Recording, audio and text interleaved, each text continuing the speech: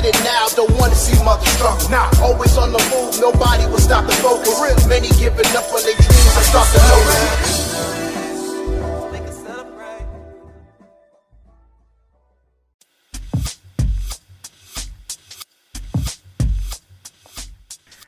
Salut YouTube, alors aujourd'hui un épisode un peu spécial, assez court, ça va durer quelques minutes seulement.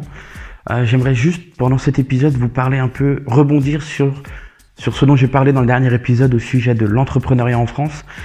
C'est-à-dire que je trouvais l'esprit de l'entrepreneuriat français assez triste. Et c'est tout simplement, en fait, j'aimerais préciser un peu le fond de ma pensée. Ce que je pense, c'est qu'en France, on ne parle pas suffisamment de l'état d'esprit que l'on doit avoir, de tout ce que ça implique mentalement quand on se lance dans l'entrepreneuriat. En France, c'est ce que je disais, c'est vraiment formel. Quand on veut devenir entrepreneur, auto-entrepreneur, lancer sa société, on va aussitôt vous rediriger vers des organismes qui vont vous dire de choisir un statut social, de faire une étude de marché, un truc vraiment classique qui va tout simplement vous permettre de vous lancer dans l'entrepreneuriat, mais sur le papier. Vous allez avoir un statut, vous allez avoir le droit d'exercer, mais ça va s'arrêter là. Ça va s'arrêter là. On va vous dire comment faire votre étude de marché, où aller pour avoir les meilleures informations pour savoir où vous implanter, ce genre de choses. Mais en réalité, vous n'allez pas en ressortir vraiment bien armé pour aborder l'entrepreneuriat. Ce que je pense, ce qu'on devrait faire, c'est qu'on devrait avoir, je sais pas, pour les gens qui se lancent mais qui ne sont pas forcément sûrs d'eux, on devrait avoir une formation, une paire de séances, je sais pas, une dizaine d'heures, une quinzaine, une vingtaine d'heures, basées sur l'état d'esprit. Je sais pas, des réunions où on va parler pourquoi la personne veut se lancer, qu'est-ce qui la pousse vraiment à faire ça? Est-ce que c'est ce dont elle a vraiment envie?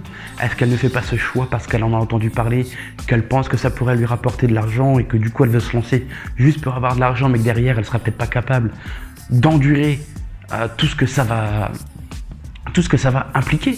L'entrepreneuriat, ça se joue beaucoup ici et on n'en parle jamais assez en France. Ça aussi, c'est quelque chose que je comprends pas. On vit dans une époque où l'attention des gens, les endroits où on va devoir s'exposer pour que les gens entendent parler de nous et commencent à s'intéresser à nous, aujourd'hui, c'est Internet. C'est Internet aujourd'hui. Pourtant, on va vous dire de faire une étude de marché, ce genre de choses, mais jamais on va vous parler d'aller sur Internet pour essayer de développer un peu votre société, développer votre image de marque, alors qu'en réalité, c'est devenu indispensable aujourd'hui. Si on regarde un peu ce qui se passe aux États-Unis en matière de communication, on se rend compte que les choses sont en train d'évoluer. Aux États-Unis, ils l'ont compris. Tout aujourd'hui, dès qu'on va vouloir entreprendre, dès qu'on va vouloir promouvoir un produit, promouvoir quelque chose, tout va s'organiser autour d'une image de marque, autour des gens, de là où les gens portent leur attention, c'est-à-dire autour des réseaux sociaux.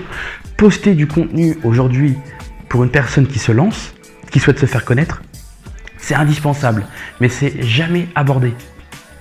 En France, on va se concentrer sur essayer de trouver une belle offre de produits, faire en sorte que le produit réponde à un besoin particulier, ce genre de choses. On reste formel, alors qu'en réalité, on va jamais aller voir directement ce que les gens en pensent, on va jamais les observer, regarder ce qu'ils font, aller à l'endroit où ils portent leur attention et simplement les observer pour être capable de savoir ce qu'on peut leur apporter.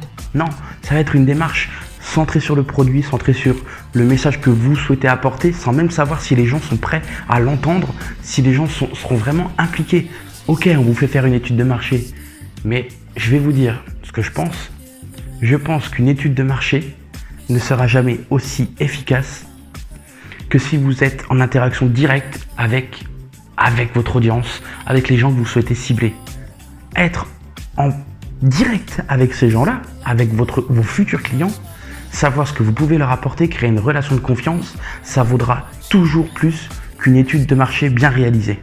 Ça va peut-être prendre plus de temps, vous allez peut-être devoir plus vous impliquer, mais pourtant vous aurez des résultats.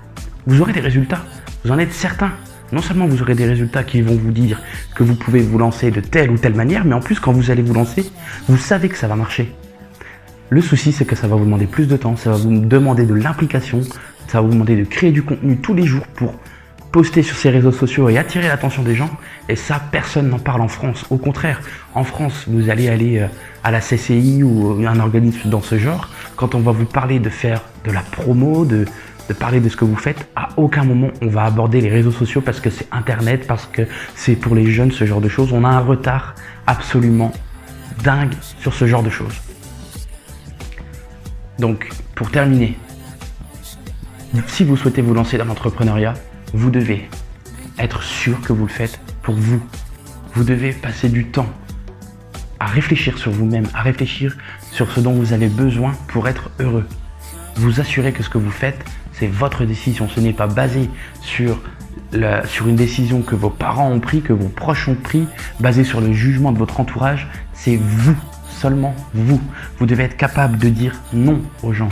Vous devez être capable d'envoyer chier les gens. Vous devez être capable d'être égoïste pour être sûr de suivre votre voie. Vous devez suivre votre voie et être capable, quoi qu'il arrive, de persévérer, de passer au-dessus des obstacles. Si vous êtes incapable de faire tout ça, vous aurez beau vous lancer, vous aurez beau avoir une parfaite étude de marché, en 2 ans vous allez abandonner. Concentrez-vous sur votre état d'esprit, concentrez-vous sur ce qui compte pour vous et ensuite prenez les décisions qui vont mener en ce sens.